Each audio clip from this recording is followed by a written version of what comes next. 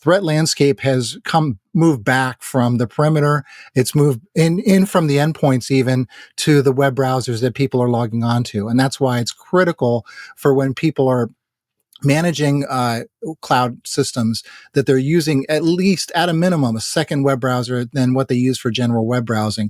Ideally, an admin server that they connect into and then use the credentials from there. Most of those issues that I identified years ago are still issues today. That includes Active Directory permissions, group policy permissions, overprivileged accounts, service accounts with full admin rights to AD, AD backups not being well protected from attackers being able to get that information and extracting the backups from the domain controllers.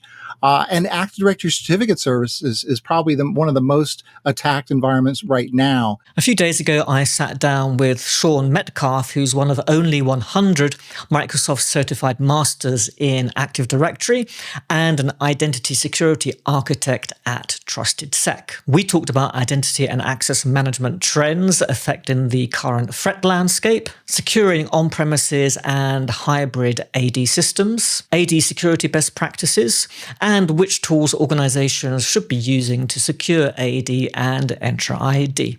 I was also joined by Craig Birch, who's Principal Technologist at Cayosoft. So let's get started and enjoy the conversation. Hi, Craig and Sean. Welcome to the episode of Petri Dish. How are you today? Good, thank you. Great. How are you doing? I'm very good, thank you. So, Sean, could you introduce yourself for people who don't know who you are and just a bit about your story about how you became a well-known expert in Active Directory and all things security before we get started? Sure thing. My name is Sean Metcalf. I'm an identity security architect at TrustedSec. I'm also a Microsoft certified master in Active Directory. There's about 100 in the world.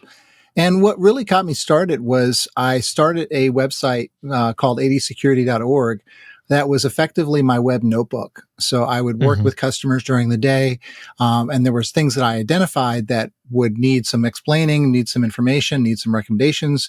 And what I ended up writing in email was way too long. So I decided that instead of writing out these paragraphs of information about what the problem is and what's going on, I would just go ahead and write a snippet, and then I would have a longer form explanation be on adsecurity.org, which I was using as my reference point. So I basically would create this as a reference for myself. As I learned things, I would put that information on AD Security as well. And people started finding it and found it helpful. And I was publishing information about Microsoft Active Directory security that a number of people didn't know. I kind of poked around things that were unknown at the time. And then in 2015, I figured out how to detect the infamous golden tickets. So that was a big deal. And that was something that I posted and published about until that detection became invalid due to updates in the tool. And I also spoke at Black Hat, DEF CON, and DerbyCon in 2015, focusing specifically on Active Directory attack and defense, which I called red versus blue. So I've done a number of things in the industry to identify ways to detect things like detecting Kerberoasting, detecting password spraying using Kerberos. I have information that I published on adsecurity.org about how to better secure the environment of Active Directory. So I've really focused on understanding the attack in order to better understand the defense and provide that information to the community so that things can get better. Okay, great. Does adsecurity.org still exist? It does. In fact, I started publishing on it just again over the summer, this past summer. So I'm getting updated articles and new things on there. I started a social media posting, which was about every week for a while there, where I was posting AD security tips. And so I ported those over to adsecurity.org. So those are there as well for people to find and help them out. Okay, great. Craig, could you give us a quick intro?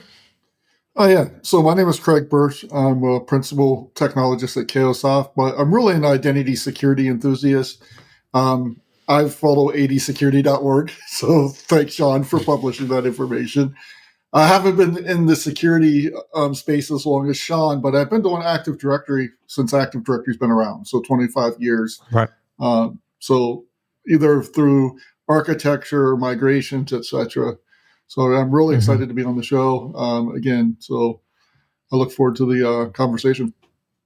Great. Everybody can kind of guess our ages if we say things like we've been doing AD since. Yeah, I've been around with AD since the beginning as well, Greg, so don't feel too bad about that. Okay, so let's fast forward to 2025. So, Sean, what identity and access trends are shaping the threat landscape right now? Certainly. I mean, the threat landscape is very much focused on identity, focused primarily on targeting credential tokens that can be reused. These are ways that attackers are leveraging, where they're getting onto the system, they're extracting the credentials called tokens out of the environment and reusing them in their own environment. There are things that Microsoft has done to harden this up. For example, there's a special long-serving,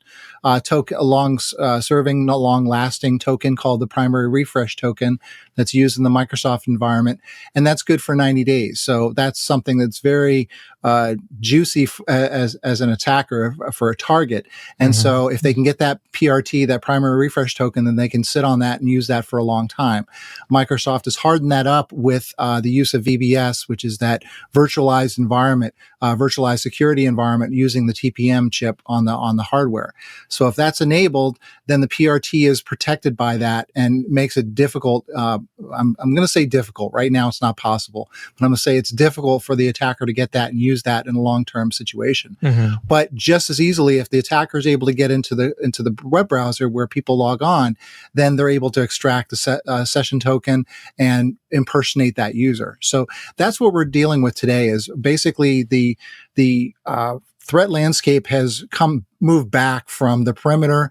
It's moved in from the endpoints even to the web browsers that people are logging onto. And that's why it's critical for when people are managing cloud systems that they're using at least at a minimum a second web browser than what they use for general web browsing.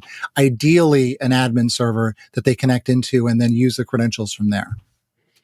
Right. So we're talking Entra ID here, or Active Directory, or both? Entra ID specifically. When we're talking about Active Directory, there's a number of issues with those, which we can get into as well. Right. Okay. So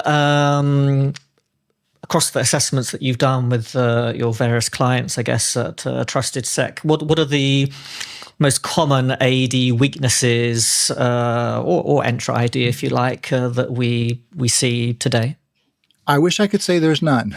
With Active Directory, it's been a long time. I did a keynote at Quest Tech a number of years ago, and I think it was about 8 years ago, and I talked about a number of the issues that we were seeing in assessments. I went ahead, refreshed that deck, and did it for 2025.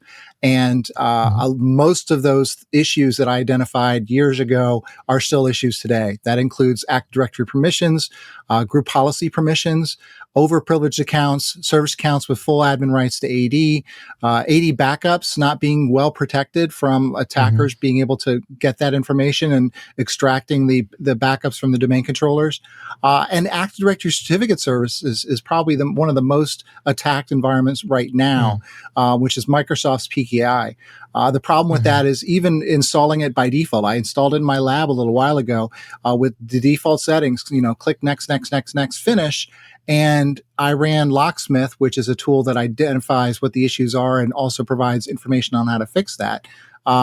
And Locksmith identified a security issue right off the bat. So you're talking about even with a default configuration with nothing, didn't do anything with it, and it being vulnerable right out of the box effectively. So that's a big problem.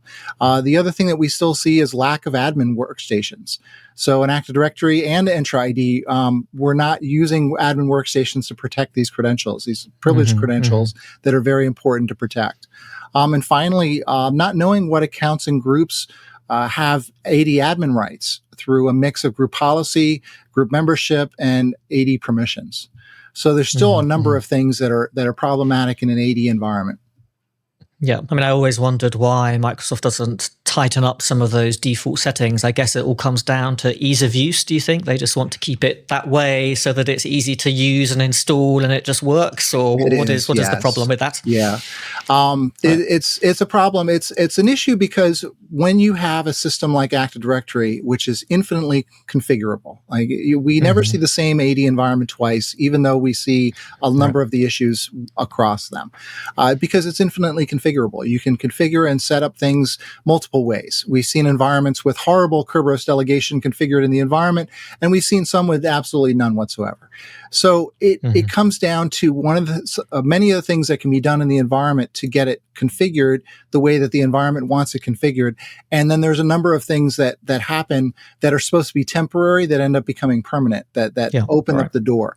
The other thing to remember is that defaults from Active Directory started in the 90s. So back then, there was no internet connectivity into the corporate environment, and the threat landscape was very different in the late 90s, early 2000s than they are now. Right. Craig, so how does what Cayosoft, its products, fit into those things? Things like, I don't know, protecting tokens, and Sean mentioned there backups and all sorts of things there. Could you give us a quick overview? So Cayosoft Guardian Protector, our free solution, will go out and identify those weaknesses that Sean kind of mentioned, both in Active Directory, Entra ID, Microsoft 365, and Intune. Help them understand kind of where they're weak, and then teach them exactly where they need to clean up. And then, Sean, you kind of mentioned one, right? So a lot of environments, when even brand new environments, whether it's new Active Directory or a brand new tenant, they're not secure by design. You actually have to go in and harden these systems. And that's where Guardian can help you identify some of those risks and harden that. But beyond that, stop administrative drift as well, because once I harden those settings, I need to make sure that those settings stay intact. Otherwise, an attacker, could be sitting on my network and just waiting for an avenue or an attack path for them to exploit. That is an issue we hear about when we do an assessment and the customer actually goes ahead and fixes it. Then they go, how do we know that this thing that we fixed has stayed that way, that someone else hasn't gone in and undid that? And that's a problem as well, configuration drift. Right. Absolutely. So if I came to you today and said, Sean, look, I've got this Active Directory environment. I can't afford for you to do an assessment, but could you give me 2 or 3 things that I should do that probably I haven't done that would make it significantly more secure? Yeah, so I would start and begin with isolating your Active Directory privileged credentials, privileged accounts into a top-level OU.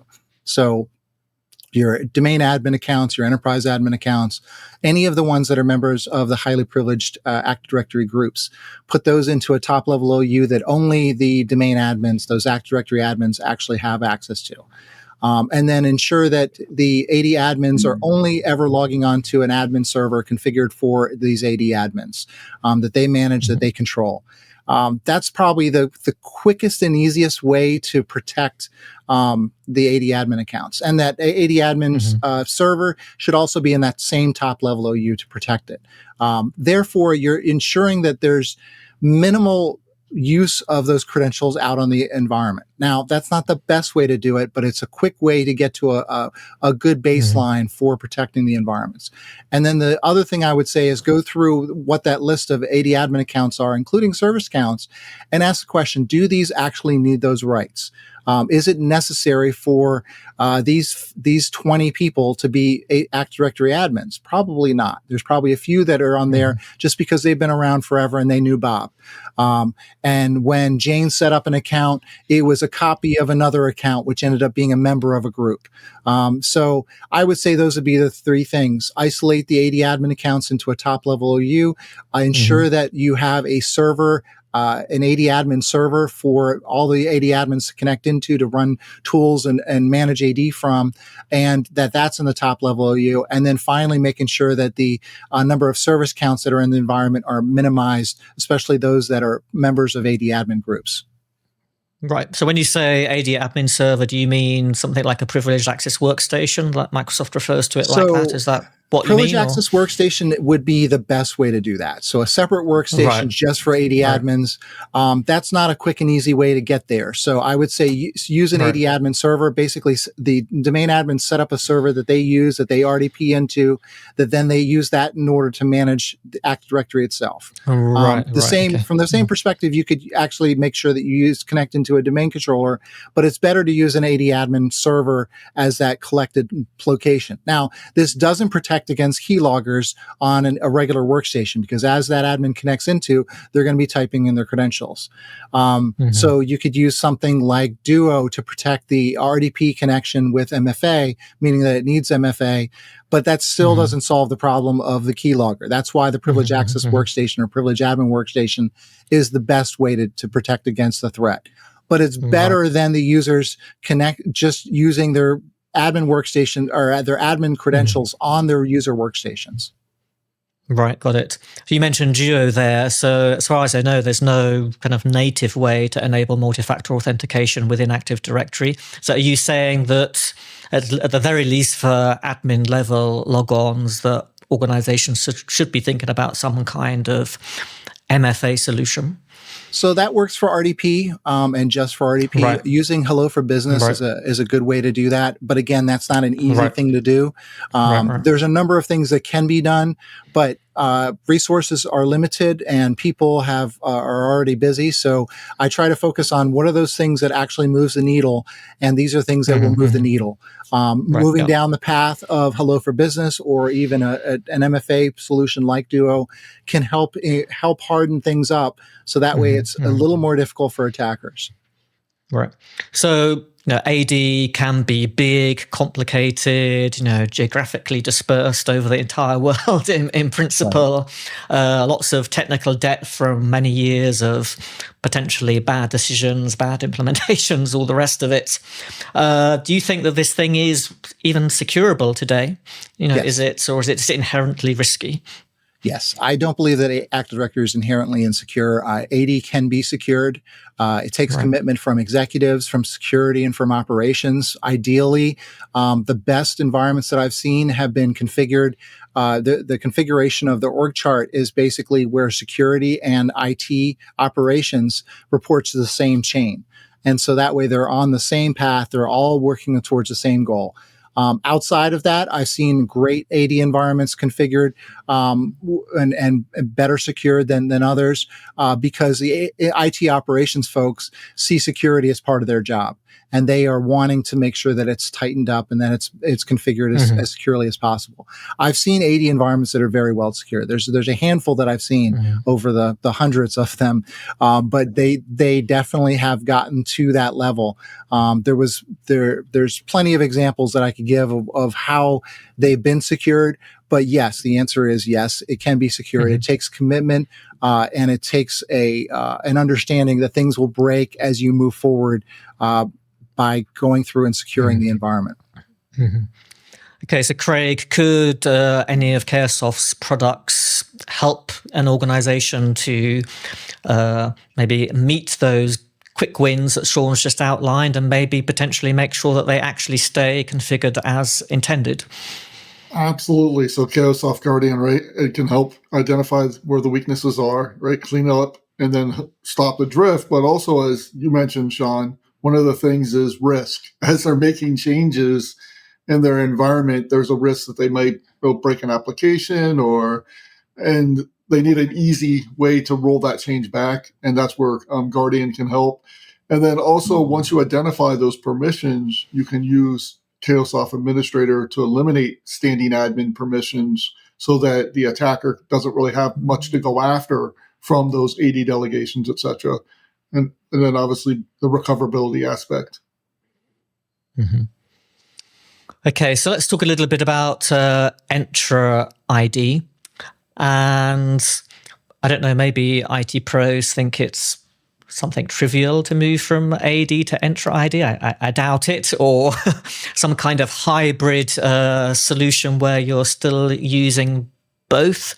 But what do IT admins really need to understand conceptually about Entra ID before they make that jump to either extend in their on-premises Active Directory or decommission an Active Directory and move in fully over to Entra ID? That's a very different animal. It's a very different animal.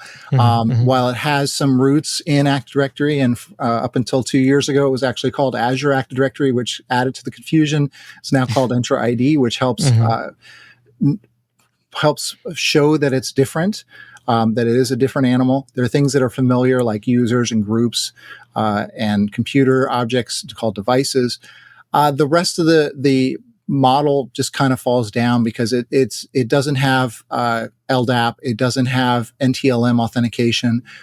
There are some scenarios where Kerberos authentication is used in it, but those are not common, so it's not native to the platform for Kerberos to work. That's more for interfacing with Active Directory and interfacing with AD clients. But the thing about it is that it's more confusing because Microsoft manages it and updates it on a regular basis. For example, there's 117 different Entra ID roles as of September late September when I last looked at this. 117 roles. That's a lot of built-in roles. Active Directory has had just about the same number of roles in today's version to 2025 as it has in 2003. Now, granted, there's a few changes. There's been a couple of things that have been added, like enterprise key admins and a couple other things, but it's been one or two over the course of many years. The last time I looked, there was just over 100. There was 103. So when you have 117 roles, and each of these roles have permissions associated with them, which can change over time, like the hybrid identity administrator role has changed over the past few years. That had a ton of rights. It was second only to global admin. I worked with Microsoft to get those number of permissions rolled back, so to speak. But it's confusing because there are so many different options with it. You also have to make sure that you understand what permissions applications have. You have to understand that what are the privileged roles. You have to understand what privileged identity management is, PIM, which enables you to have just-in-time access. You can be eligible for a role, but not actually be a member of it, which is different than Active Directory. Granted, I think securing Active Directory is more complicated because of legacy and because you can customize it. Entra ID, Microsoft manages that and gets it configured. There's things like conditional access that really take just about a full-time person to manage and understand because conditional access is very confusing. And the way that it applies the rules isn't something like group policy on the AD side, where we have a very obvious and documented method of how that comes together and how those rules pull it together. All right. It's interesting you mentioned conditional access and group policy because at least in my days, which is a long time ago actually already of working with Active Directory, it seems that most system administrators had no idea really how group policy worked and were just afraid to even implement it. So it's interesting that conditional access is potentially even more complicated. And I do hope by the time this podcast goes out next week that Entra ID will still be called Entra ID, but we'll see. So if you're extending your on-premises Active Directory to also use Entra ID, are there potential attack paths between those two systems? And if there are, which are the most dangerous that you're seeing today? Absolutely. So attacks against Azure AD Connect, now called Entra Connect Sync, includes the way that system can be attacked. There's hybrid components that are part of that system, Entra Connect, which include pass-through authentication and Azure AD, now Entra Seamless Single Sign-On.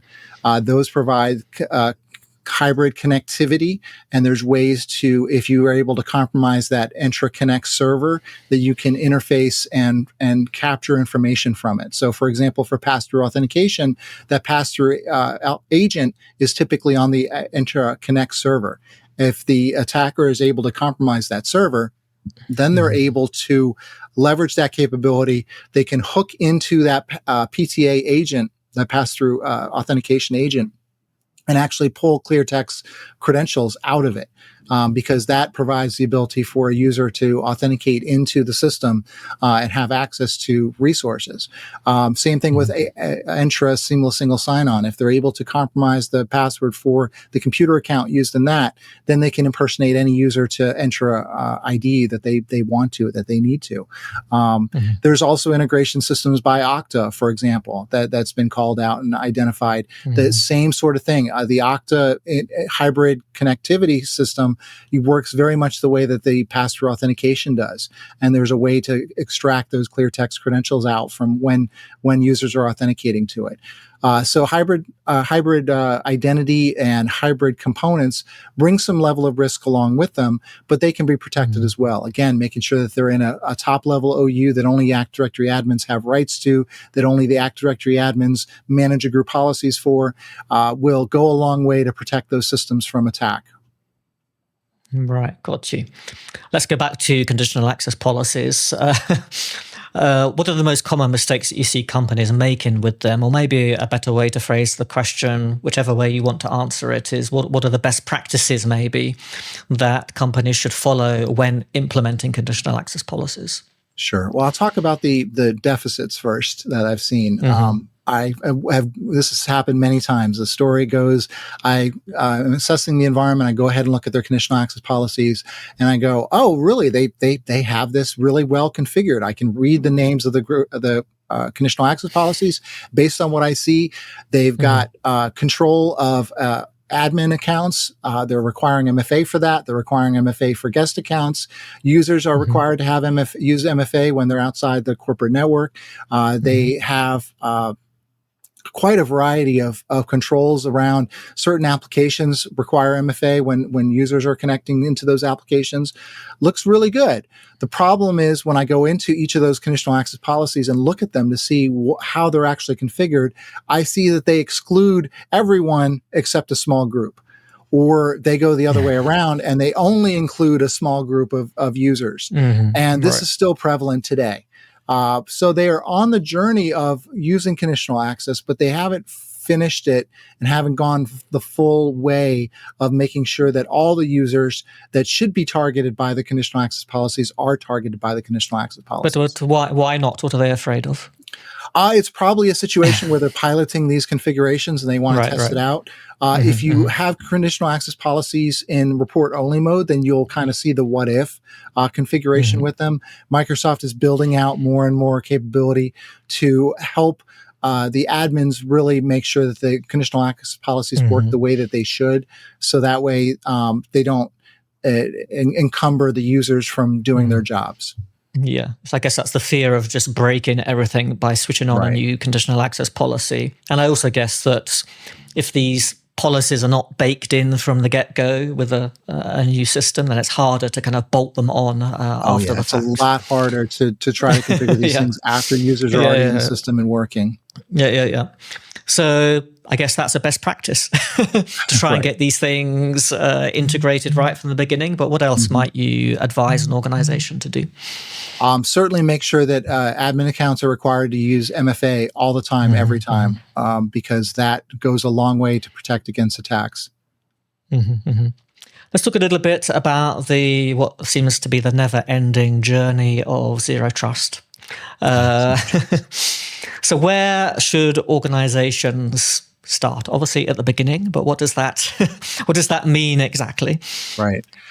For me, I usually recommend that the organization start by building an authentication or a conceptual map of the authentication flows in the environment. This starts from where the user logs onto their workstation, then they connect to resources both on-prem and in the cloud. This helps them get a map of what the focus areas are. So then you can start pulling together, all right, the user authenticates into their workstation, they connect into, they're using Outlook, but they're connecting to Exchange Online. So it's got to have some Entra ID connectivity. They use an MDM, a mobile device management system. So that has a certificate that's associated with that. So when they are on their actual mobile device, things are a little bit different the way they work. That way they have an understanding of how these things fit together. Is federation involved?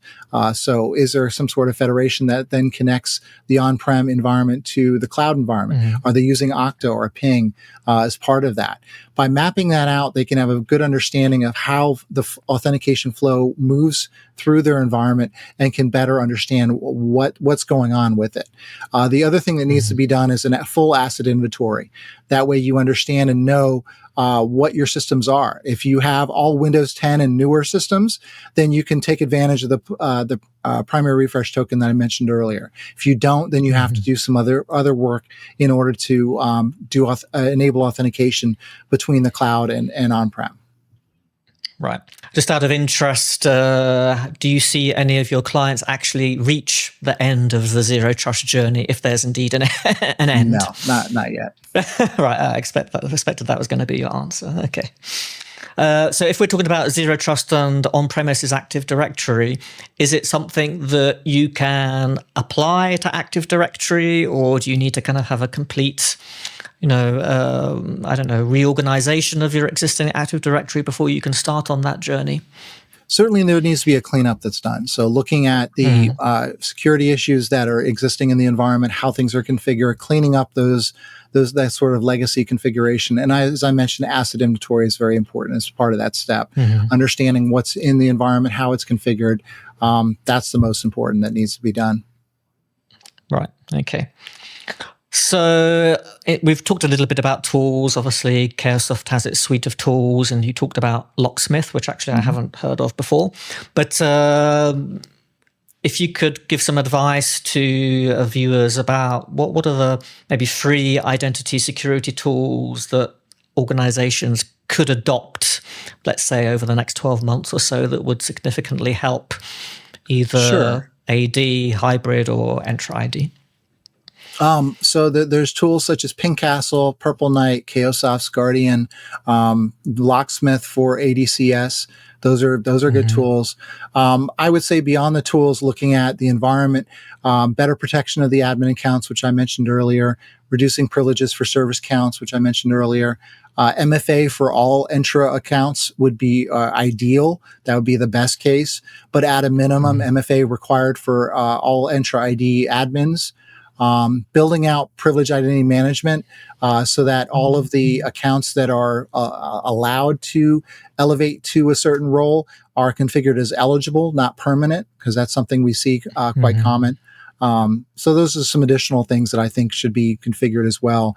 And the tools often will point to those things and identify these things as necessary, but sometimes they don't. So it's important to make sure that those are called out as well. Right. So Craig, could you, because Sean just mentioned, and we've spoken a little bit about it, Cayosoft Guardian Protector. So for people who are not familiar, Guardian Protector is a new free tool, is that right? It is. So Guardian Protector is based on our core Guardian. So it has our threat detection and change monitoring capability. So again, it helps identify those weaknesses that Sean has been talking about, including certificate services. Obviously, Locksmith goes really deep on ADCS, as you mentioned. So, but it really helps with the other problem, because there's a issue where we need to understand and clean up. But there's also the issue is what happened when I start drifting away. And that's where Guardian Protector comes into play, where some of those other great solutions that you mentioned don't really play in that space today from an administrative drift perspective. Right. Okay. And where can people find out about that? They just head over to cayosoft.com. They can go to cayosoft.com, or obviously they can go to our Reddit channel as well.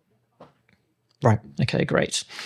Okay, so I think I joked about this on a previous podcast. I don't think that people are coming out of university today hoping to be an Active Directory administrator. Maybe they are, I don't know. But if you had to advise somebody starting out in this identity management space today, what are the particular skills, Sean and Craig, that you would suggest people really invest in? I would say focus on cloud identity access and management. So IAM. Those are the skills that are going to be necessary for many years. Specifically, Amazon AWS IAM and Microsoft Entra ID. I don't see Active Directory disappearing anytime soon. So Active Directory is something that's important to understand. adsecurity.org has actually a reading list of Active Directory components. So you can go there and read about what's going on, how it works. There's information on security configuration for Active Directory as well, including some of the easier things that can be done. but ultimately understanding how these systems work, how they're put together. Focus on the Microsoft Entra ID, the cloud directory. It's constantly changing. There's people who their full-time job is working with it and don't know all the components of it. So pick an area and go deep on that area. Make it a niche and make it your niche, and then you can have a job with Fortune 500 companies and anywhere, really. Yep, that sounds like good advice. Craig, have you got anything you'd like to add to that? Obviously, Sean mentioned identity, and identity's king, right? I mean, obviously, we're going to see more identities, especially, but I would also add in AI, right? So I have to say it, right? Especially with and I'm going to say around identity and AI, right?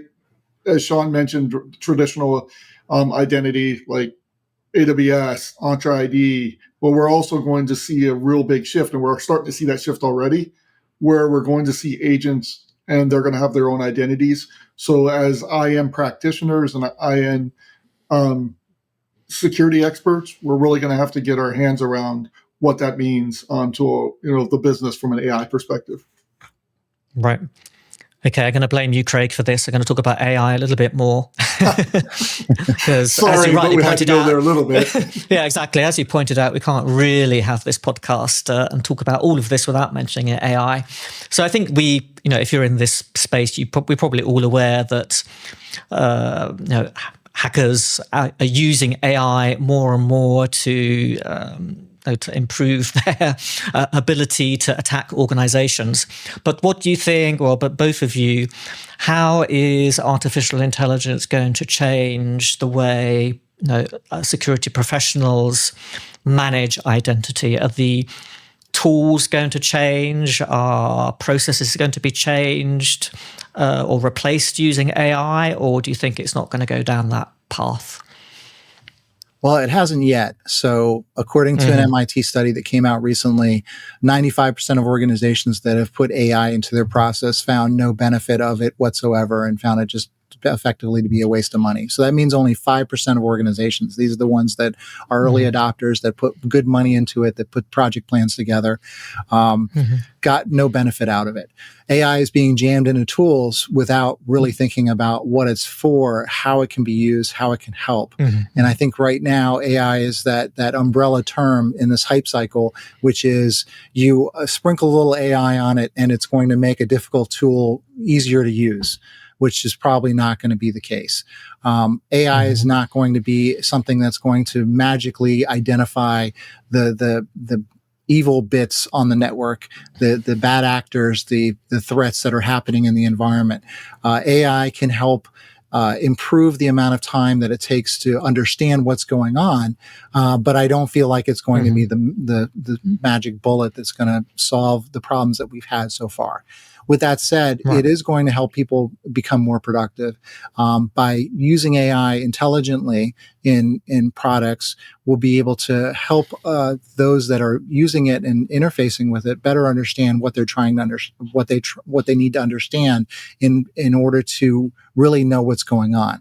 And through this, what I mean is AI can go through a corpus of information, read through it, read all the documentation, and then summarize it back to the user, which I think is probably going to be the most beneficial, which is, how do I do this? What do I need to know? I need to write a script that a SQL script that enables me to interact with this database. How can I do that in order to get this information out of it? Or how can I write a KQL query to interact with Sentinel to better understand and see what I can find? So it's a good starting place. It helps with the ideation process. How do I go from a blank page to something that's going to be useful for me? And I think that's where AI is going to help today. Now, where's it going to be in the next year or two? I think it's going to be a little bit more of the same. I mean, we've already seen that models have been updated and they've been incremental at this point. They haven't been like huge leaps and bounds in what we've seen. So I think what we have today, we're going to have for a couple of years. What we're going to have in 5 to 10 years, that's a totally different story. Right.